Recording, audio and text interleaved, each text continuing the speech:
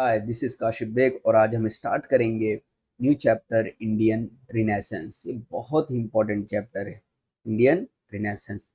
UGC net और set exam के लिए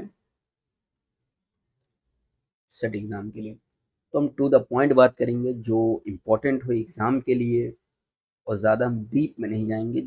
सिर्फ जो भी पॉइंट इम्पोर्टेंट हो या जो पीवाई क्यों आया है उसके रिलेटेड ही हम डिस्कस करेंगे। तो हम स्टार्ट करते हैं। ये वर्ड रिनेसेंस है, ये फ्रेंच वर्ड है।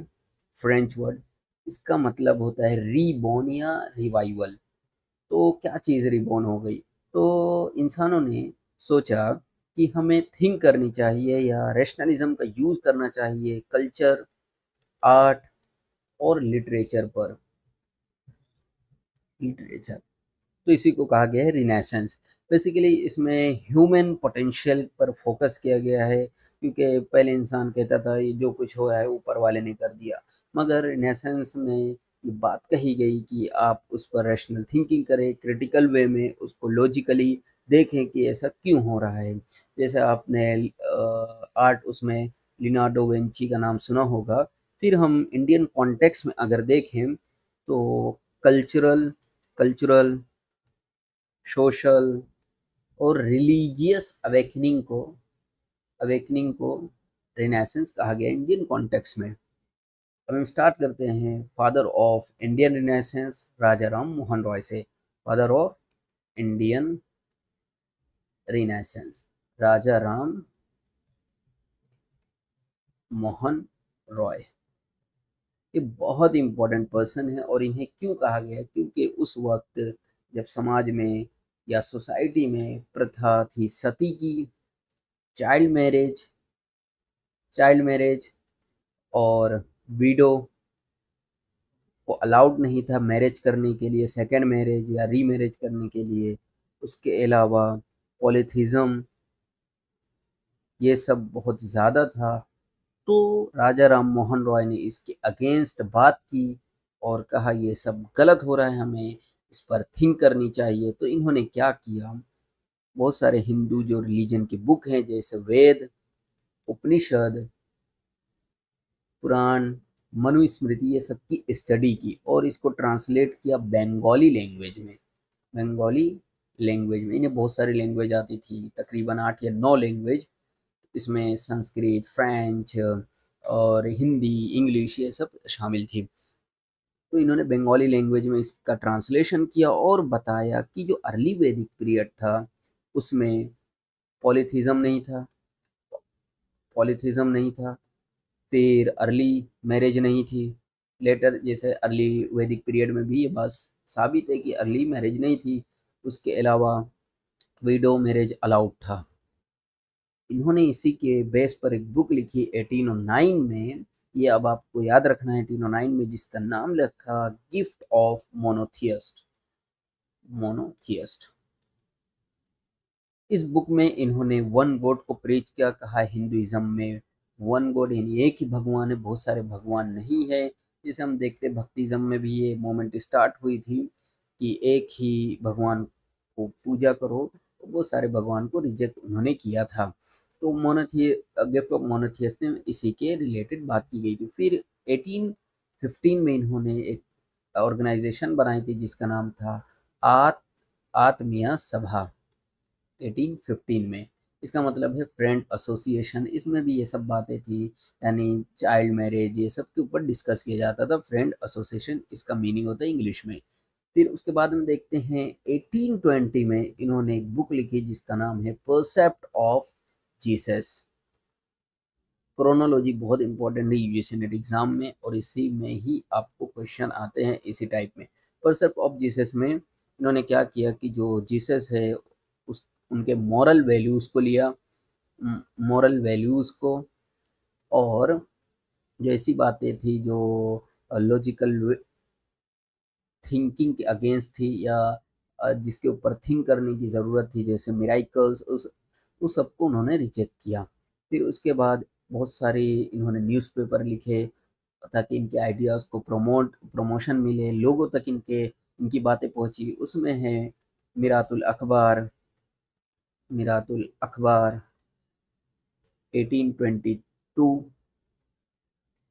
और ये पर्शियन है, पर्शियन लैंग्वेज में है। फिर संवत कामोदी 1821 में, और ये बंगाली लैंग्वेज में है। ये लैंग्वेज याद रखना, इसके ऊपर भी क्वेश्चन आते हैं। उसके बाद बांगा दूता, बांगा दूता ये 4 लैंग्वेज में इन्होंने पब्लिश किया था।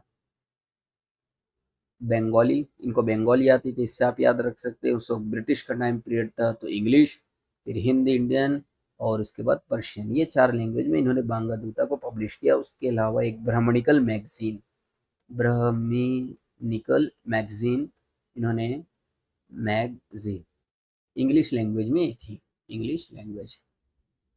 तो ये सब आपको याद रखना है। उसके बाद बहुत सारे इन्होंने स्कूल भी बनाए थे, और एक एक न्यूज़पेपर और था, बुद्धि दर्पण, बुद्धि दर्पण। फिर इन्होंने बहुत सारे स्कूल और कॉलेजेस की भी स्थापना की थी। उसमें है वेदांता कॉलेज, वेदांता कॉलेज 1825, और हिंदू हिंदू कॉलेज कलकत्ता, हिंदू कॉलेज 1817 में इन्होंने बनाया था। और इसमें एक नाम बहुत इंपॉर्टेंट है, डेविड हेयर, डेविड हेयर।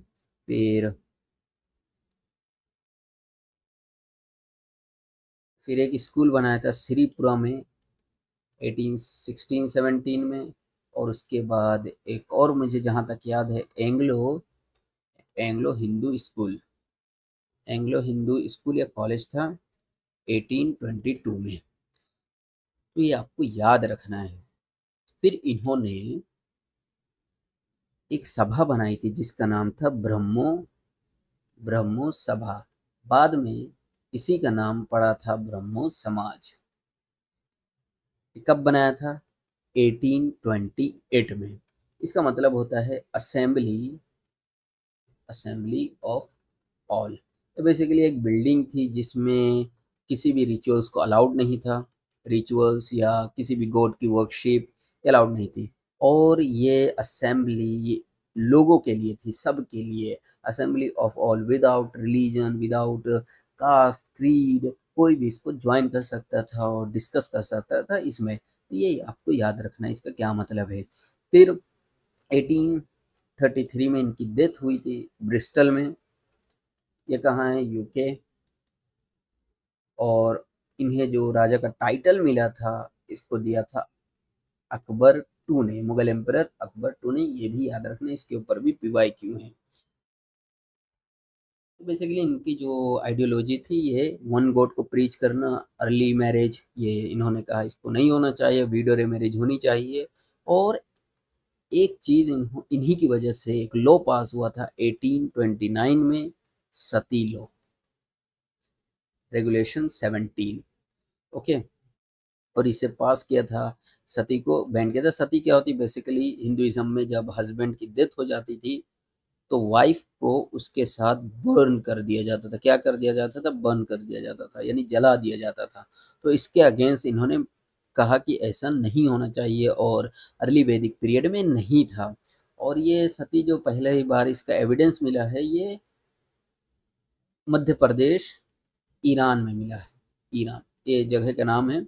और ये गुप्ता पीरियड में, इसके गुप्ता पीरियड में वुमेन की कंडीशन लो थी और कास्ट सिस्टम रिजिड हो गया था। इसकी वजह से ये हो सकता है हुआ हो। और रिलीजन का काफ़ी प्रभाव था गुप्ता पीरियड में। फिर उसके बाद हम देखते हैं कि ब्रह्मो समाज का राजा राम मोहन रॉय के बाद क्या हुआ। तो इसको इन्होंने ज्वाइन किया देवेंद्र नाथ टैगोर ने, देवेंद्र नाथ 1843 में ये ऑफिशियली इन्होंने ज्वाइन किया था। और इससे पहले इनकी ऑर्गेनाइजेशन थी तत्व बोधिनी सभा 1839 में, और इसी में इन्होंने निकाला था तत्वबोधिनी पत्रिका। ये याद रखना, पत्रिका। अब जो देवेंद्र नाथ टैगोर हैं, ये कहते थे कि जो वेद है इसमें गलती नहीं हो सकती। ये जो कॉन्सेप्ट है इनफैलिबिलिटी ऑफ वेदास, बिलिटी ऑफ वेदास, ठीक है, ये कॉन्सेप्ट है। मगर अक्षय कुमार दत्त कहते थे कि इसमें भी गलती हो सकती है, तो इनमें आर्ग्यूमेंट भी होती थी। फिर उसके बाद इसमें एक लीडर ज्वाइन करते हैं जिनका नाम था केशव चंद्र सेन। केशव चंद्र सेन, ठीक है, ये बहुत इंपॉर्टेंट पर्सन है। इससे पहले भी इनकी एक ऑर्गेनाइजेशन थी 1855 में, ब्रिटिश इंडिया सोसाइटी। फिर और एक ऑर्गेनाइजेशन थी इंडियन रिफॉर्म एसोसिएशन।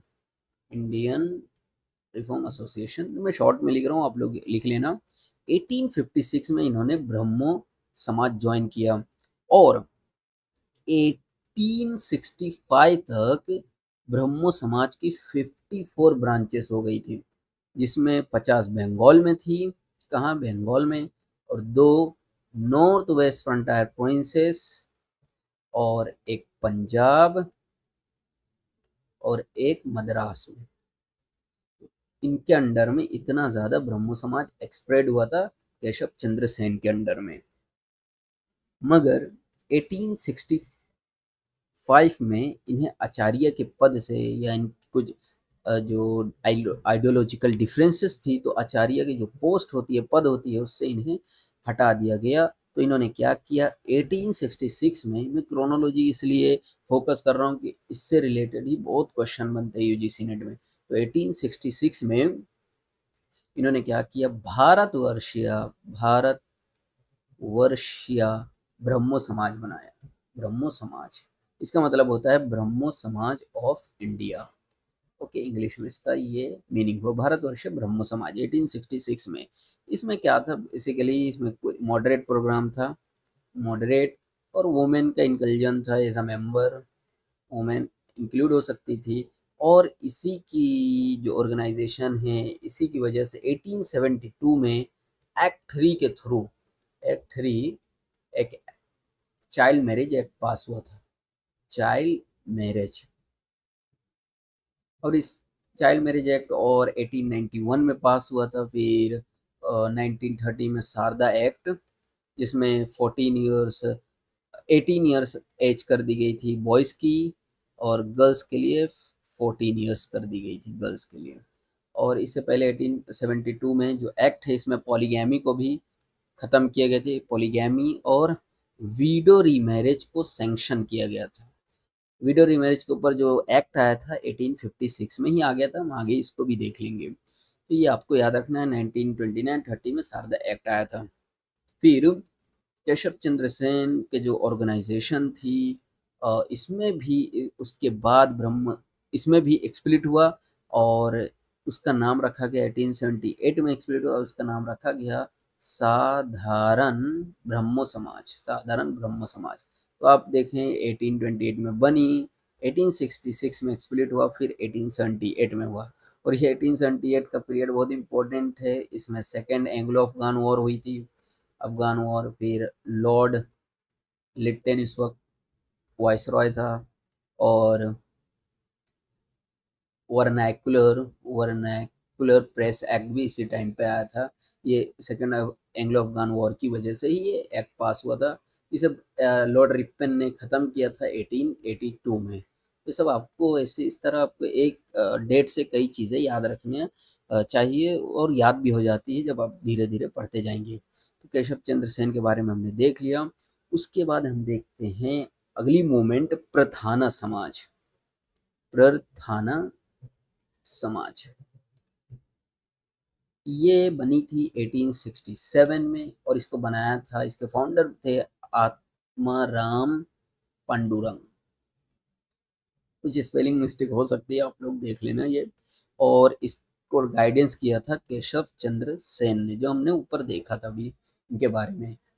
ये मोमेंट थोड़ी डिफरेंट थी, और महाराष्ट्र में पहली मोमेंट थी सोशली। इससे पहले आप देखेंगे पॉलिटिकली बहुत सारी मोमेंट थी, जैसे दक्कन एसोसिएशन और पूना सार्वजनिक सभा 1872 में बनी थी, ये उसके बाद ही है। तो और कुछ मोमेंट थी जैसे बॉम्बे एसोसिएशन, ये सब बन चुकी थी पॉलिटिकली, मगर सोशली ये पहली मोमेंट थी महाराष्ट्र में।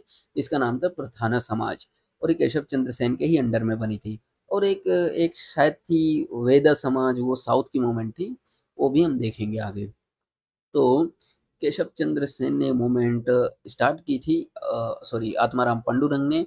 और इसके जो आइडियाज़ थे, इसके जो ये मोमेंट इन्फ्लुएंस थी, ये थी भक्ति मोमेंट से। भक्ति मोमेंट के जो संत थे जैसे तुकाराम, तुकाराम, नामदेव, नामदेव और समर्थ रामदास। मैं आपको बता दूं समर्थ रामदास जी के बारे में, ये छत्रपति शिवाजी महाराज के गुरु हैं और जो स्वराज का आइडिया था इन्हीं का था। और इनकी कुछ बुक हैं, उसमें है आसमानी, आसमानी सुल्तानी, 10 बोध, ये कुछ अभी याद आ रहा है वही बता रहे हैं।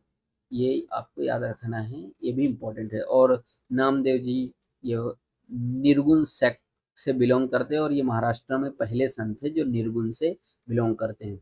फिर उसके बाद हम देखते हैं प्रधाना समाज के बारे में। तो प्रधाना समाज बेसिकली इन्होंने कॉन्सेप्ट लाया इंटर डाइनिंग, इंटर मैरिज। अब आप सोचिए उस वक्त ये अलाउड नहीं था कि लोअर कास्ट अपर कास्ट के साथ बैठकर खाना खाए, या उनके वो प्लेट भी दूर से वो छूने नहीं देते थे। तो इस तरह का रिजिड सिस्टम था।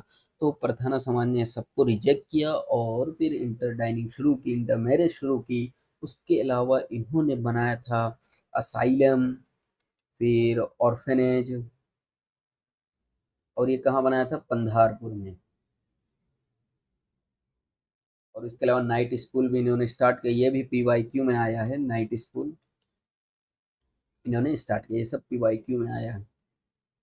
फिर इसी में एक रिलेटेड था depressed class mission, depressed class mission. और डिप्रेस्ड क्लास मिशन सोसाइटी बनी थी 1906 में, VK शिंदे ने बनाई थी। और ये कहाँ बनी थी? बॉम्बे में। तो ये भी याद रखना। फिर ये बॉम्बे, और इसमें जुड़े फिर महात्मा गोविंद रानाडे,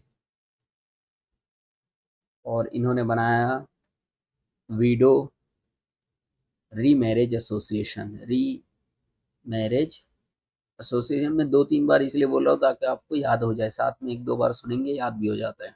तो वीडो रीमैरिज एसोसिएशन 1861 में इन्होंने बनाया। फिर एक दक्कन एसोसिएशन सोसाइटी बनाई थी 1884 में। और मैं आपको बता दूं 1884 एक साल बाद ही कांग्रेस की स्थापना हुई थी 1885 में।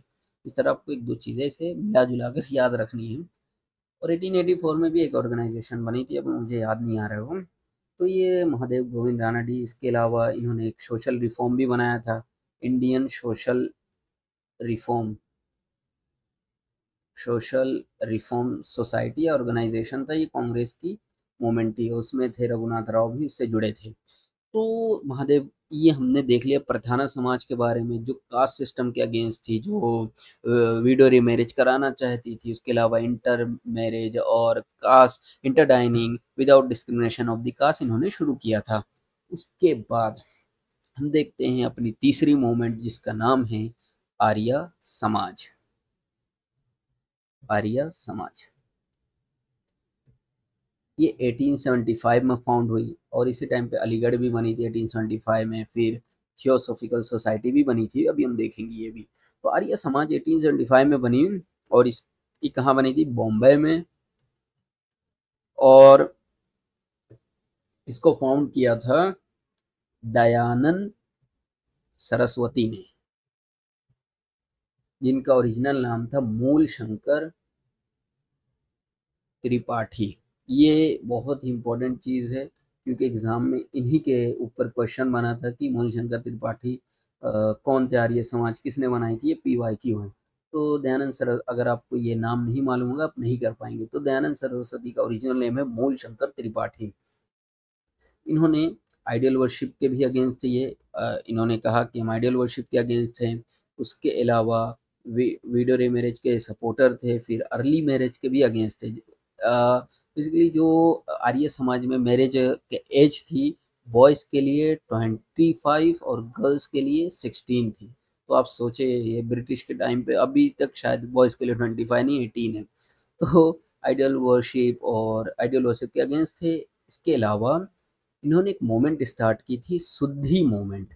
शुद्धि मूवमेंट बहुत यूनिक मोमेंट थी, क्योंकि इन्होंने कहा जो हिंदू, क्रिश्चियन और मुस्लिम बन गए हैं, हम उन्हें वापस लाएंगे रिवर्स, और इसी को कहा गया शुद्धि मोमेंट। बेसिकली इन्होंने कहा हम यूनिफाई करेंगे इंडिया को इसी मोमेंट के थ्रू, और इनका स्लोगन था go back to Vedas, go back to Vedas. ये संस्कृत एजुकेशन के बहुत ज़्यादा माहिर थे, मगर वेस्टर्न एजुकेशन इनके पास नहीं थी, वेस्टर्न एजुकेशन नहीं थी इनके पास। फिर भी इन्होंने, जो आप देखें ब्रह्मो समाज की तरह, ये भी आइडल वर्शिप के अगेंस्ट थे, क्योंकि इन्होंने कहा अर्ली जो हिंदुइज्म है या वैदिक पीरियड है उसमें ये सब नहीं था, तो हम उसको उसके अगेंस्ट ही हैं बेसिकली। और बाकी जो बुक्स हैं, जो पुराण, ये सब उसके भी अगेंस्ट है, ये भी याद रखना आप लोग, ये इंपॉर्टेंट पॉइंट है। फिर इन्होंने, मैंने आपको बताया, go back to the Vedas का स्लोगन दिया। इसके अलावा इन्होंने कहा India for Indians, India for Indians. और इनकी जो बुक है उसका नाम है सत्यर्थ प्रकाश। और इनके स्टूडेंट बहुत फेमस हैं, मैं आपको एक दो नाम बताता हूँ। उसमें है लाला लजपत राय, लाला लजपत राय, जिनकी डेथ हुई थी, जिनको मार दिया गया था, शहीद कर दिया गया था 1928 में साइमन कमीशन के टाइम पर। और फिर लाला हंसराज, फिर पंडित गुरुदत्त, गुरुदत्त, और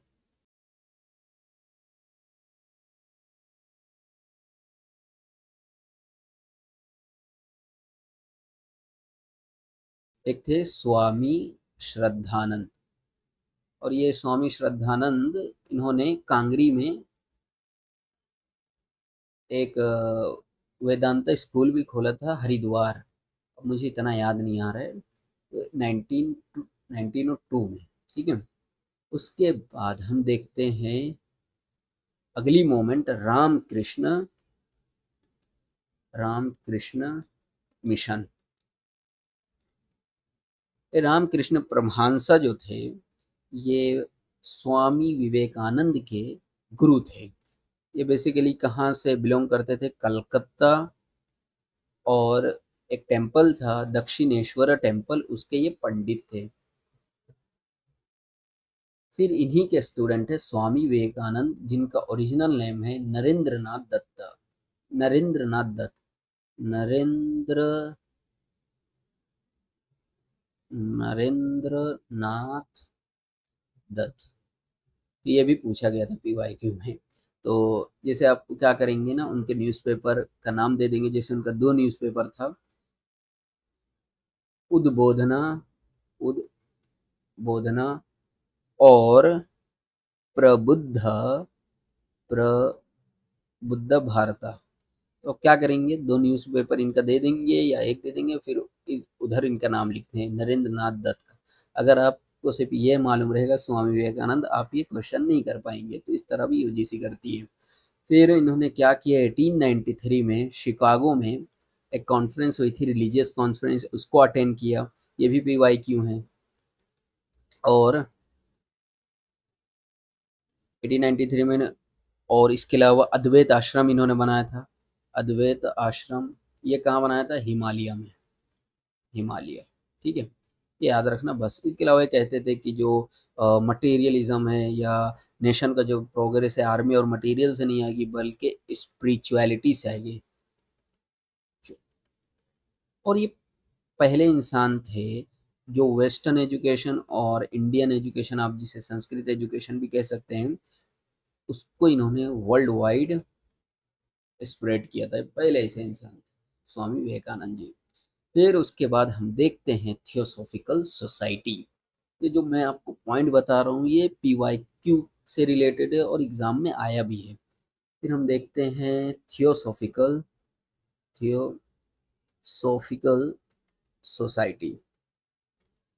ये बनी थी 1875 में, और इसे बनाया था हेलिना ब्लावत्स्की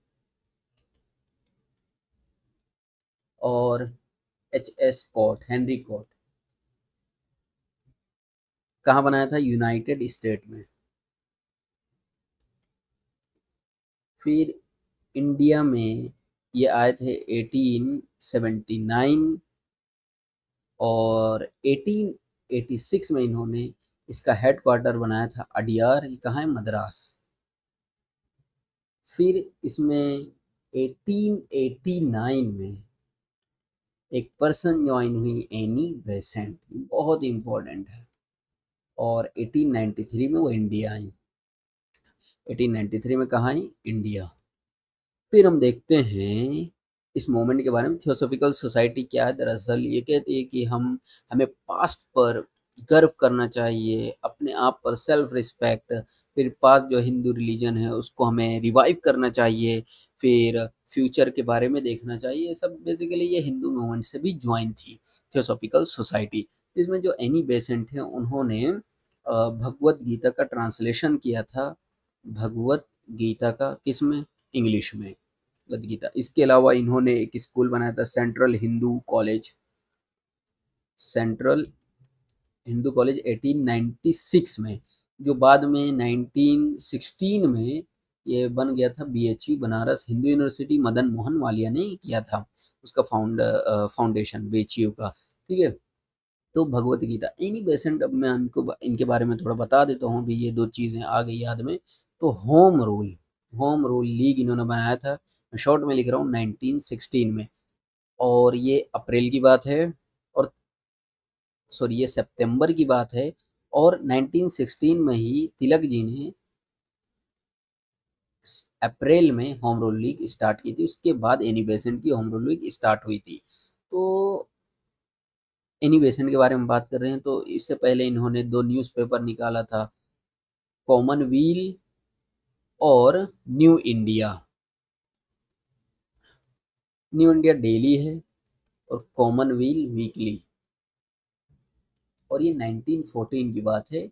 इसमें इन्होंने नेशनल मूवमेंट को सपोर्ट किया, और इसके अलावा कहा होम रूल मूवमेंट होनी चाहिए, यहाँ के लोगों की कॉन्स्टिट्यूशन के या ब्रिटिश के अंडर में रह कर ही, कॉमनवेल्थ में रह कर ही क्या होना चाहिए, गवर्नमेंट होनी चाहिए। मगर इसके जो सेक्रेटरी थे होम रूल लीग के, उसका उनका नाम था अरुण डाली, ये भी आता है क्वेश्चन में। इनको क्या किया था, ब्रिटिश ने इन सबको अरेस्ट कर लिया था। तो जी सुब्रमण्यम अय्यर, सुब्रमण्यम अय्यर ने अपना नाइटहुड जो अवार्ड था वो वापस दे दिया ब्रिटिश को। और उसी टाइम पे मदन मोहन मालवीय, मोहम्मद अली जिन्ना और सुरेंद्र नाथ बनर्जी ने इसको ज्वाइन किया था, ये प्रोटेस्ट में अगेंस्ट ब्रिटिश। ठीक है, इस मूवमेंट को ज्वाइन किया था। तो ये 1917 में मूवमेंट डिसॉल्व हो गई थी, जब मॉन्टेगो चैलेम्सफोर्ड का डिक्लेरेशन हुआ था, उसी टाइम पे डिसॉल्व हो गई थी। मगर जो तिलक जी की होम रूल थी वो 1920 के आसपास, बाद में उसका नेम भी चेंज हो गया था। फिर मैं इसलिए बता रहा हूँ ताकि आप लोग कंफ्यूज ना हो, दो होम रूल लीग थी, एक तिलक जी की और एक एनी बेसेंट की। तो ये हमने एनी बेसेंट के बारे में पूरा देख लिया है। उसके बाद हम देखते हैं कुछ लीडर्स के बारे में, जैसे लोखितवाड़ी। लोखितवाड़ी, इनका नाम क्या था, गोपाल हरि देशमुख। और ये जज थे, ब्राह्मण थे, और पूना की जागीरदार फैमिली में ये बॉर्न हुए थे, तो जज थे। और इसके अलावा बॉम्बे लेजिस्लेटिव काउंसिल के मेंबर थे 1880 से 82 तक। ओके। उसके अलावा ये जो मैं अब अभी बता रहा हूँ, ये भी पीवाई की हुए तीन मूवमेंट से जुड़े थे, थियोसॉफिकल सोसाइटी, आर्य समाज और प्रार्थना समाज। ये तीनों मूवमेंट से ये जुड़े थे। और वेस्टर्न एजुकेशन इनके पास थी, वेस्टर्न एजुकेशन। उसके अलावा इन्होंने बहुत सारा एजुकेशनल इंस्टीट्यूशन बनाया, फिर डिस्पेंसरीज खोली, लोगों के लिए बहुत काम किया। फिर दक्कन एसोसिएशन इन्होंने बनाया था, जो मैंने आपको पहले बताया था, पॉलिटिकल विंग थी दक्कन प्री कांग्रेस पार्टी, ये सब दक्कन एसोसिएशन 1852 में। ये 1 फेब 1852 में ये बनी थी। और इसके अलावा एक बॉम्बे एसोसिएशन भी थी, वो मार्च वार्च के आसपास बनी थी, वो भी 1852 में बनी थी। बॉम्बे एसोसिएशन, दो पार्टी आपको इधर याद हो गई। तो लोग इनको लोखितवाड़ी कहा जाता है। और इनके एक इन्होंने 108 आर्टिकल और न्यूज़पेपर को शातपत्रे कहा जाता है। शातपत्रे। फिर मैं आपको इनकी कुछ बुक अभी याद आ गई मुझे, वो बता देता हूँ। एक है जाति भेद, लंग लंग लंकाची लंकाची इतिहास, ये सब बुक्स हैं इनकी। और पानी पानीपत वार और कलयुग। कलयुग। अब मैं आपको इसको ट्रिक भी बता देता हूँ कैसे मुझे याद है ये। पानीपत की वॉर लंका में हुई और जाति भेद की वजह से कलयुग आया। उसके बाद हम देखते हैं महात्मा ज्योतिबा फुले के बारे में। ये बहुत इंपॉर्टेंट पर्सन, इनके ऊपर अभी मूवी भी बनी थी। मैं ज़्यादा मूवी देखता नहीं हूँ, अगर इनकी मूवी मैंने देखी थी, थोड़ी बहुत ही देख पाया ऑनलाइन। तो 1848 में, मैं अभी पहले इनके बारे में थोड़ा फैक्ट बता दूं। 1848 में इन्होंने पूना में गर्ल्स के लिए, जो लोअर क्लास गर्ल थी, उनके लिए स्कूल खोला। कब? 1848 में। ये भी पीवाईक्यू है। अब मैं आपको बताऊं, उस वक्त स्कूल खोलना बहुत ही बड़ी बात थी। आप आज से इसको रिलेट मत करें।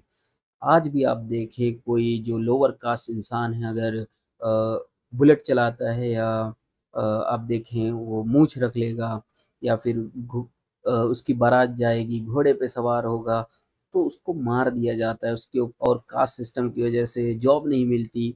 और आप 1848 में सोचें, एक लोअर क्लास स्कूल बनाना लोअर क्लास गर्ल्स के लिए बहुत ही बड़ी बात थी। इसलिए हमें इनको प्रेस करना चाहिए, इनके इनके बारे में और पढ़ना चाहिए ये सब फैक्ट देख के। फिर 1852 में इन्होंने अनटचेबल्स के लिए भी एक स्कूल बनाया, अनटचेबल समाज के लिए।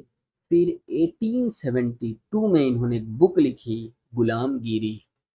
ये बहुत इंपॉर्टेंट बुक है, जिसमें इन्होंने जो हिंदुइज्म में बहुत सारी ऐसी स्टोरीज थी और उसके बारे में इन्होंने क्रिटिकल थिंकिंग का अप्लाई किया गुलामगिरी में, और ये डेडिकेटेड थी अमेरिका को। ये भी पीवाईक्यू है। और 1873 में इन्होंने बनाया था सत्य शोधक समाज। और 1877 में इन्होंने एक ऑर्फेनेज बनाया था, विक्टोरिया ऑर्फेनेज। और इनको जो ये टाइटल मिला था महात्मा का, ये राव कृष्णा जी उनका नाम था। 1888 में दिया था। अब मुझे उनका एग्जैक्ट नेम नहीं याद आ रहा है, तो राव कृष्णा इतना याद आ रहा है। तो इन्होंने टाइटल दिया था 1888 में। और मैं आपको बता रहा, 1888 में ही मौलाना अबुल कलाम आज़ाद भी पैदा हुए थे। तो ये भी एक बार शायद कहीं पूछा गया था मुझसे। तो इसके अलावा दीन बंधु दीन मित्रा भी इनकी जर्नल है। दीन बंधु और दीन मित्रा, ये भी पीवाईक्यू।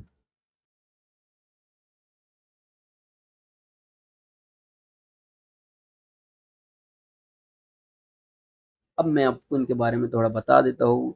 ये वेद के अगेंस्ट है। वेदास जो होती है, चार वेद, यजुर्वेद, ऋग्वेद, सामवेद, ये सब के अगेंस्ट है। उसके अलावा मनुस्मृति के मनु। फिर मिडल मैन, ये कहते थे, मिडल मैन, अब मैं इधर लिख देता हूँ, ये कहते थे जो गॉड है और ह्यूमन के बीच में किसी को तीसरे को नहीं आना चाहिए। बेसिकली पंडित की बात कर रहे थे, तो तीसरे को नहीं आना चाहिए, डायरेक्ट बात होनी चाहिए, डायरेक्ट कम्युनिकेशन होना चाहिए।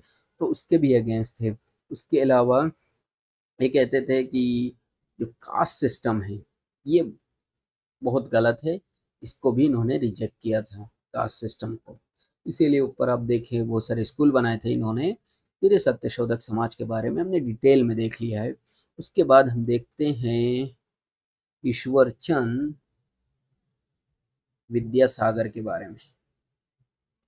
विद्यासागर जी, इनको जो विद्यासागर टाइटल मिला है, ये संस्कृत कॉलेज कलकत्ता ने दिया था, इनकी ज्ञान की वजह से, संस्कृत ज्ञान की वजह से।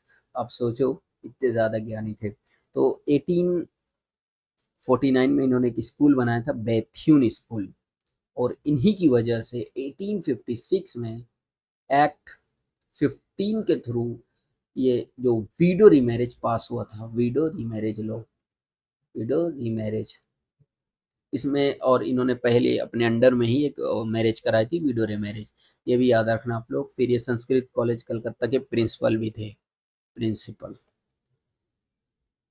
फिर इसके बाद हम कुछ ऑर्गेनाइजेशन और देख लेते हैं, जैसे ये मैं जो बुक फॉलो कर रहा हूँ अरिहंत बुक है, आप लोग उसमें भी आप सीक्वेंस वाइज देख सकते हैं, कुछ चीज़ें उसी में हैं और कुछ चीज़ें मैंने एक्स्ट्रा अलग अलग बुक से पढ़कर इसमें इंक्लूड किया है। तो सर्वेंट ऑफ इंडियन सोसाइटी हम देखते हैं, सर्वेंट ऑफ इंडियन सोसाइटी, ये बनी थी 1905 में, गोपाल कृष्ण गोखले जी ने बनाया था, कृष्ण गोखले, ये गांधी जी के गुरु हैं, बहुत इंपॉर्टेंट पर्सन है ये भी, इनके बारे में एक्स्ट्रा कभी मैं आपको बताऊंगा, जब मैं कभी लीडर के बारे में पूरा एक एक लीडर के बारे में डिटेल डिस्कशन करेंगे तो उसमें मैं आपको ये बताऊंगा। ये इन्होंने बनाई थी ताकि ऐसे युद्ध बनाए जाएं जो नेशनलिज्म को प्रमोट करें, फिर कॉन्स्टिट्यूशन के अंडर में रह के, क्योंकि मॉडरेट लीडर थे तो आप समझ सकते हैं कॉन्स्टिट्यूशन के इनके लिए कितना महत्व था, और ऐसे लीडर तैयार किए जाएं जो आगे फ्यूचर में काम आए और जो इंडिया के लिए उस वक्त जो नेशनलिज्म था उसको प्रमोट करें, और जिनके अंदर रिलीजियस स्पिरिट हो। फिर इसके बाद इनके जो, जब इनकी डेथ हुई 1915 में, तो शास्त्री जी, ये उसके, श्रीनिवास शास्त्री जी इसके लीडर बने थे। फिर हम देखते हैं एक है गुरु नारायण धर्म परिपालन, गुरु नारायण धर्म परिपालन, ये केरला की मूवमेंट है, केरला, और नारायण गुरु इसके लीडर थे। ये बेसिकली टोडी टेपर्स थे, ये कास्ट टोडी टेपर्स यानी जो नारियल तोड़ते हैं, और लेबर क्लास अनटचेबल्स थे, एक अनटचेबल्स, इनकी जो डिमांड थी इम्पोर्टेंट है बहुत, और इससे भी क्वेश्चन आया था।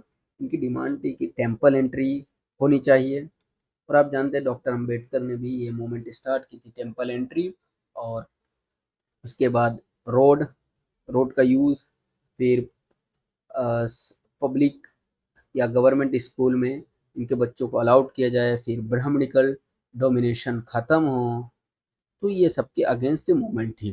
तो कौन सी मूवमेंट? श्री नारायण धर्म परिपालन।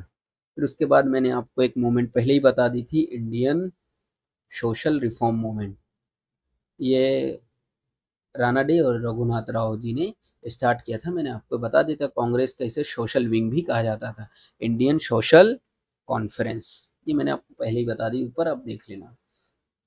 ये हमने पूरा ये लीडर्स के बारे में देख लिया। इसके बाद हम देखेंगे मुस्लिम जो मूवमेंट है, सिख मूवमेंट, ये सब हम पार्ट 2 में डिस्कस करेंगे। इधर मुझे एक दो चीज़ याद आ गई, जैसे सती के बारे में हमने डिटेल में बात की थी, तो वापस हम थोड़ा बहुत देख लेते। सती 1829 में दिसंबर में बैन हुई थी, रेगुलेशन 17 के थ्रू, ये आता है पीवाई की, इसीलिए मैं इतना फोकस कर रहा हूँ। और सती को बैन किया था governor general of India Lord William Bentinck ने, ये याद रखना, बेंटिक। और ठगी को भी शायद इन्होंने बैन किया था, और इसके अलावा इनके टाइम पीरियड पर कोई वॉर नहीं हुई थी, ये बहुत इंपॉर्टेंट है। फिर ये लास्ट गवर्नर जनरल थे और first governor general of India. इन्हीं के टाइम पे वो मैकॉलिन सिस्टम आया था 1835 का, जो इंग्लिश एज अ मीडियम पढ़ाया जाएगा। फिर 1833 का चार्टर एक्ट आया था, इसमें मोनोपोली एंड की गई थी। ठीक है, इस तरह आपको याद रखना है ये सब। तो ये सती के बारे में मैंने आपको बता दिया। फिर हम देखते हैं वीडो रीमैरिज, अभी हमने ऊपर देखा था वीडो रीमैरिज 1856 एक्ट 15 के थ्रू ये पास हुआ था, बैंड किया वीडियो रीमैरिज एक्ट 15 के थ्रू पास हुआ था, जिसमें आप अलाउ था कि आप वीडियो रीमैरिज यानी शादी करा सकते हैं वीडियो की। और इस वक्त था कैनिंग, गवर्नर जनरल कैनिंग, और मैं आपको कैनिंग के बारे में भी थोड़ा बता दूं, इसी के टाइम पे CRPC, IPC, और जो हाई कोर्ट बना था, फिर तीनों प्रेसिडेंसीज में यूनिवर्सिटी बनी थी, बॉम्बे, कलकत्ता और मद्रास में। जैसे बॉम्बे यूनिवर्सिटी इसी टाइम पे बनी थी 1857 में। तो उसके बाद इसी ये भी PYQ है।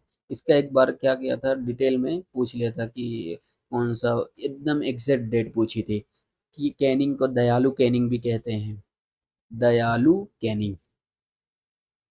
ये सब आपको याद रखना है। फिर हम देखते हैं चाइल्ड मैरिज। चाइल्ड मैरिज ये 1872 में लॉ पास हुआ था। फिर एक्ट 3, फिर उसके अलावा 1891, फिर शारदा एक्ट, मैंने अभी ऊपर मैंने आपको बता दिया था शारदा एक्ट के बारे में। और उसके अलावा फीमेल इन्फेंटिसाइड, फीमेल इन्फेंटिसाइड। तो फीमेल इन्फेंटिसाइड के ऊपर जो लॉ पास होता है 1795 में, 1804 और 1870 या 50 के आसपास हुआ था, एग्जैक्ट डेट नहीं मालूम है। तो ये हमने सोशल रिफॉर्म मूवमेंट समझ लिया, जिसमें हमने ये देखा था राजा राम मोहन रॉय से स्टार्ट किया। फिर मैं अभी कंक्लूड कर रहा हूँ, कंक्लूजन बहुत ही इम्पोर्टेंट है कंक्लूड करना। तो राजा राम मोहन रॉय का हमने देखा था। उसके बाद आर्य समाज, फिर प्रथाना समाज, फिर थियोसॉफिकल सोसाइटी, और उसके बाद फिर हमने कुछ लीडर्स के बारे में पढ़ा था, जिसमें थे लोखित वाड़ी और महात्मा ज्योतिबा फुले।